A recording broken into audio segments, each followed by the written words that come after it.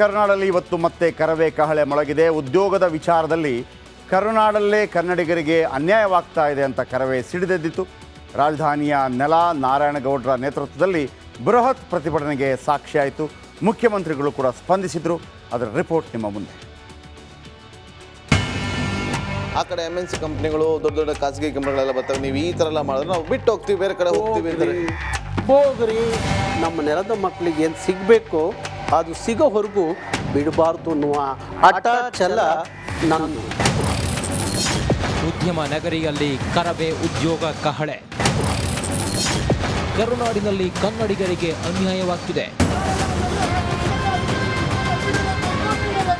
ಈ ಹೋರಾಟ ತಲುಪುತ್ತೆ ಅನ್ನೋ ನಂಬಿಕೆ ನಮಗಿದೆ. ಕನ್ನಡ ನಾಮಫಲಕ ವಿಚಾರದಲ್ಲಿ ಹೊಸ ಕಿಚ್ಚು ಹಚ್ಚಿಸಿದ್ದ ಕರ್ನಾಟಕ ರಕ್ಷಣಾ ವೇದಿಕೆ ಇವತ್ತು ಮತ್ತೊಂದು ಹೋರಾಟಕ್ಕೆ ಮುನ್ನುಡಿ ಬರೆದಿದೆ. ಕರವೇ ರಾಜ್ಯಾಧ್ಯಕ್ಷ TA ನಾರಾಯಣಗೌಡ ನೇತೃತ್ವದಲ್ಲಿ ಪ್ರತಿಭಟನೆ ಮಾಡಿದ್ದು, ಕರುನಾಡಿನ ಮಣ್ಣಿನಲ್ಲಿ ಕನ್ನಡಿಗನೇ ಸಾರ್ವಭೌಮ ಎಂಬ ಘೋಷವಾಕ್ಯ ಮೊಳಗಿದೆ. ಉದ್ಯೋಗದ ವಿಚಾರದಲ್ಲಿ ಕರ್ನಾಟಕದಲ್ಲಿ ಕನ್ನಡಿಗರಿಗೆ ಮೊದಲ ಆದ್ಯತೆ ಕೊಡಬೇಕೆಂದು ಆಗ್ರಹಿಸಿದರು.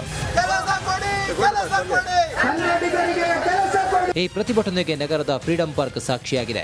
ಚಿತ್ರನಟ ನೆನಪಿರಲಿ ಪ್ರೇಮ್, ನಟಿ ಪೂಜಾ ಗಾಂಧಿ ಭಾಗಿಯಾಗಿ ಹೋರಾಟಕ್ಕೆ ಸಾಥ್ ಕೊಟ್ಟರು. ದಯವಿಟ್ಟು ಕನ್ನಡಿಗರನ್ನೇ ನೀವು ಅಪಾಯಿಂಟ್ ಮಾಡಬೇಕು ಅಂತ ಹೇಳ್ತೀನಿ.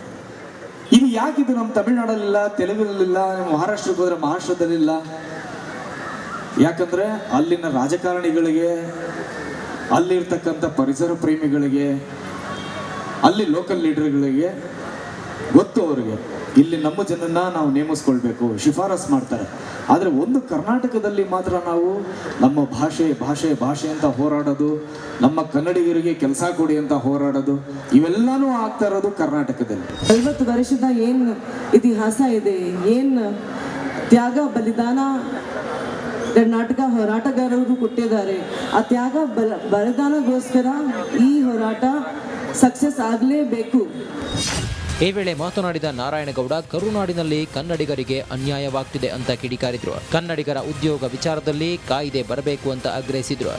ಕರವೇ ಮಕ್ಕಳು ಇನ್ಮುಂದೆ ಸುಮ್ಮನೆ ಕೂರಲು ಸಾಧ್ಯವಿಲ್ಲ ಅಂತ ಎಚ್ಚರಿಕೆ ನೀಡಿದ್ರು. ಕರ್ನಾಟಕ ಸರ್ಕಾರ ಈ ಕಾಯ್ದೆಯನ್ನ ಹೇಗೆ ಮೊನ್ನೆ ನಾಮಫಲಕದ ವಿಚಾರದಲ್ಲಿ ಏನೊಂದು ಕಾಯ್ದೆ ಮಾಡ್ತೋ ಹಾಗೆ ಉದ್ಯೋಗದ ವಿಚಾರದಲ್ಲೂ ಒಂದು ಕಾಯ್ದೆಯನ್ನ ಮಾಡಬೇಕು. ಎಲ್ಲ ಖಾಸಗಿ ಮತ್ತು ಕೇಂದ್ರದ ಉದ್ಯಮಗಳಲ್ಲಿ 100% ನಮ್ಮ ನೆಲದ ಮಕ್ಕಳಿಗೆ ಉದ್ಯೋಗ ಕೊಡಬೇಕು. ಸರೋಜಿನಿ ಮಹಿಷಿ ವರದಿ ಜಾರಿಗೆ 1 ತಿಂಗಳ ಗಡುವು ನೀಡಿದ ಕರವೇ ನಾರಾಯಣಗೌಡ ನೇತೃತ್ವದಲ್ಲಿ CM ಭೇಟಿ ಮಾಡಿ ಮನವಿ ಸಲ್ಲಿಸಿದರು.